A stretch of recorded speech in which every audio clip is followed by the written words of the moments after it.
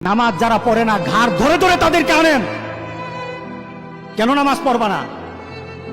তুমি মুসলমান, এই মুহূর্তে তুমি আমরা এক কাতারে দাঁড়াই, এটা যদি আপনার সন্তান হয় ধরেন নামাজ পড়তে আসো।